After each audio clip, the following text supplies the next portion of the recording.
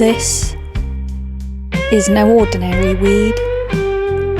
This is a 40 centimetre, soil-thirsty, root-tangling, temptress bindweed, the clingy ex of the vegetable world.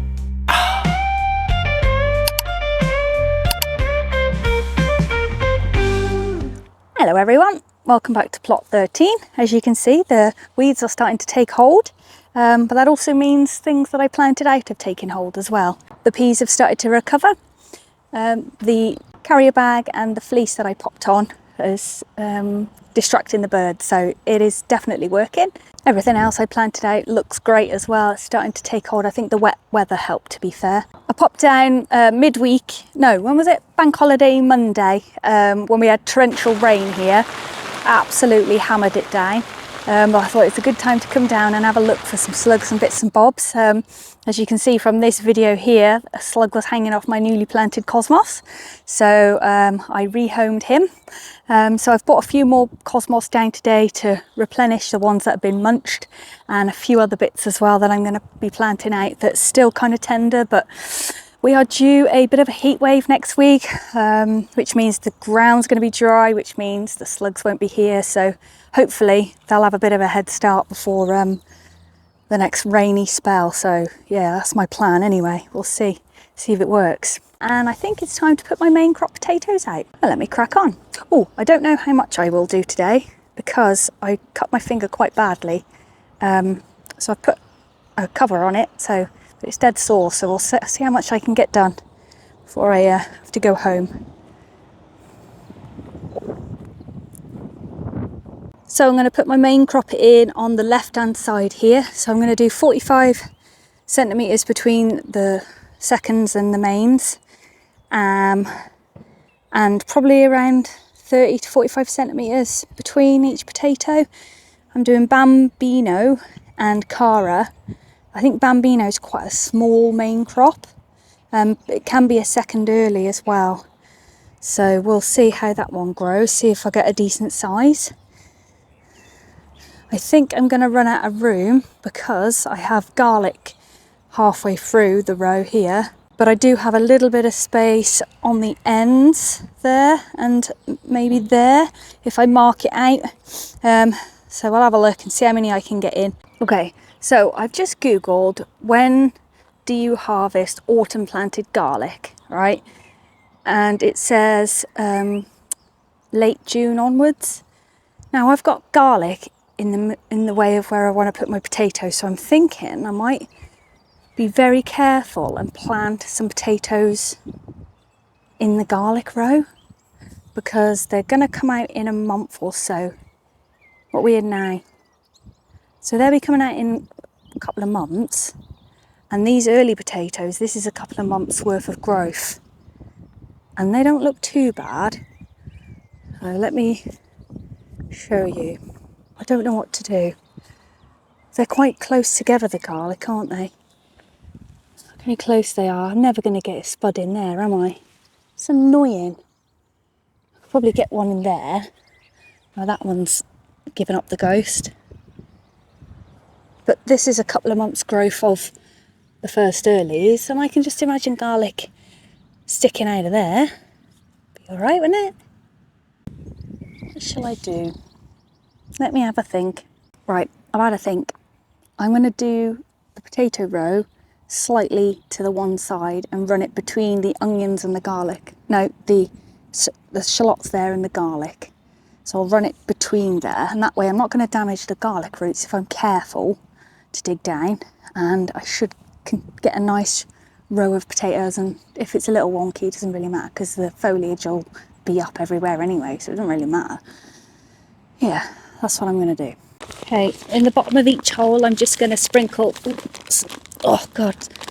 some Eco Thrive Charge, just a little sprinkle in each hole, just as an extra bit of boosting. And then when I earth up, what I'll do is I'll mix some of the gel water crystals with the compost to keep the moisture in on the top, because underneath this first layer of compost is nice and moist anyway. If it dries out too much, then you get scab on your potatoes, so It's always worth keeping them nice and moist. There we go, Cara going in.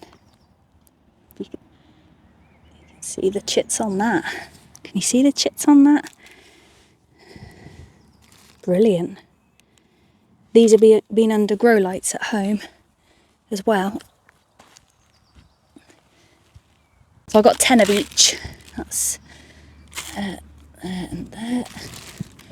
And then the last 3. 1, 2, 3. Lovely. Okay, so in go the Bambino, in between the garlic and shallots. I know that potatoes and garlic are companion plants, so there shouldn't be any issue. I didn't disturb too many roots as I dug these holes, so they should be okay, to be fair.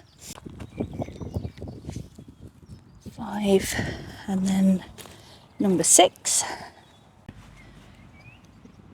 Oh, my finger. There we go. Which leaves me with 3 left over. So I was good. I thought I had 4 left over, but I counted wrong. So I'll change that to a 3, and then I've just got 2 more on the end of the first earlies. This is to remind myself. I'll stick that there. Put them in there. I'm going to put 2 in one hole and 1 in that hole. Good luck, little spud. Right, so this is to remind me, Cara is the first 10 holes of the row. Oh, I did have another potato. I've just found it in my bag. So I'll go and put it down where the 4 thing is. So for my reference, it is 4 in the corner. Found it. Thinking about companion planting. Also, potatoes and garlic like living with nasturtiums. So I've got some little plants here that I've been growing at home. So I'm going to bob a few of them in between the rows as well. So I'll do that now. Now, I think I've never grown nasturtiums before, but I've seen them growing. And I think they go quite, oh my God,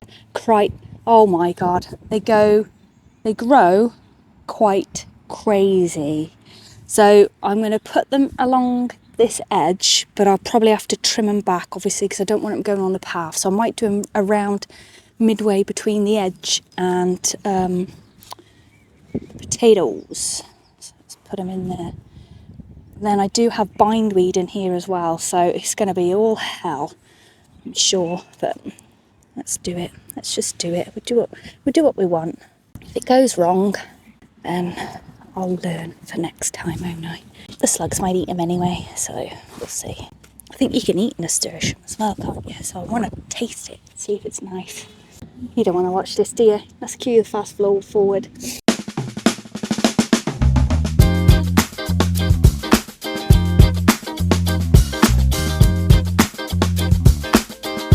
Last one going in.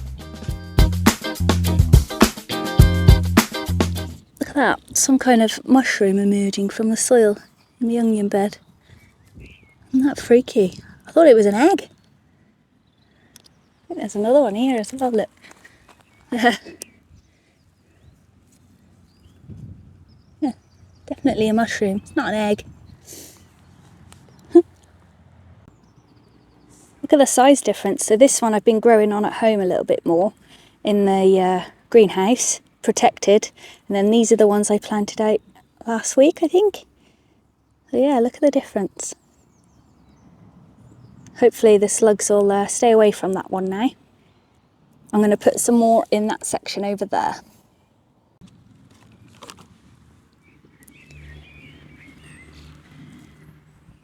It's really nice and wet under this wood chip. It's brilliant. Keeping the moisture in. There we go. I think that'll be okay. And then just cover the wood chip back over. Keep the weeds down.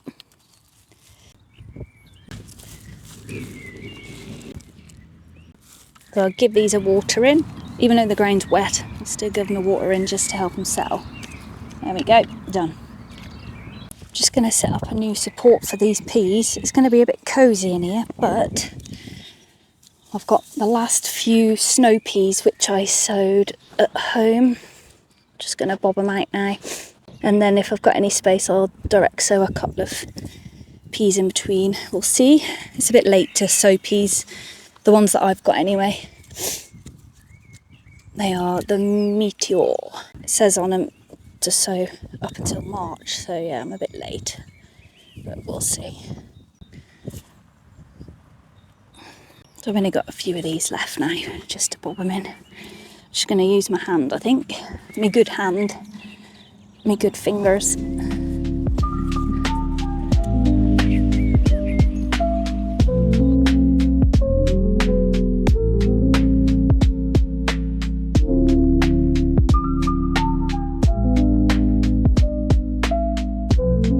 There we go, that's the last of the snow peas, and I've got a little section at the end to do some normal peas.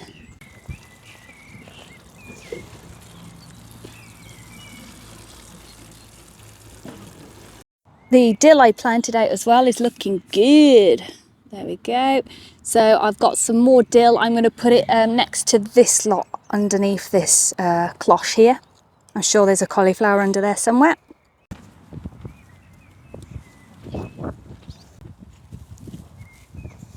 These are looking great, these are. I'll give it a weed while I'm under here and all. Give it a quick tidy up. Put some dill in. Dilly dilly, dilly dally. While I'm under here as well, you see these leaves, just take them away and get rid of them. I noticed that I have a lot less slug damage if you take off any yellowing leaves and wilty leaves at the bottom of your plant, and it keeps the airflow nice as well. So you see this leaf there? Look how chewed up it is from the slugs because it's touching the floor. So just take it off. I'm going to take that one off as well, if you get what I mean.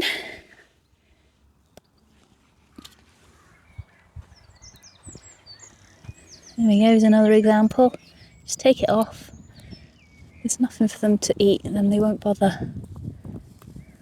I've got a bit more to plant out. I'm going to put these pak choi out, even though they're tiny. I'm going to put the spinach out as well. I might leave that spinach, and I'm going to put the radish out as well because it's so easy to grow. It doesn't really matter if it gets chomped. These are like the gap fillers, so I'm just going to put them in wherever I can find a little gap. I'm going to go with the pak choi in this section here. I've made holes and I've added some of the gel crystals, the water retaining gel crystals to the bottom of the hole. So I'll pop these in and then give them a water as well. But they're well quick to grow, these are. I love pak choi, it's so tasty. Finally, the last thing I'm going to plant out today is some marigolds. I've got some at home ready for planting next to my tomatoes because they're good companions, but marigolds are great everywhere. So I'm going to bob a few little splodges all around the plot and hope they survive the slug attacks. I use the same method as I use for all the other little seedlings as well. Make a hole with a dibber, a little pinch of crystals, and then pop the plant in. Give them a good drink before and after, and that's about it. So I'm going to crack on with this. I'll let you get back to your weekend. Thank you so much for watching, and I'll see you in the next one. Take care, everybody. Bye. My finger's sore. Whee.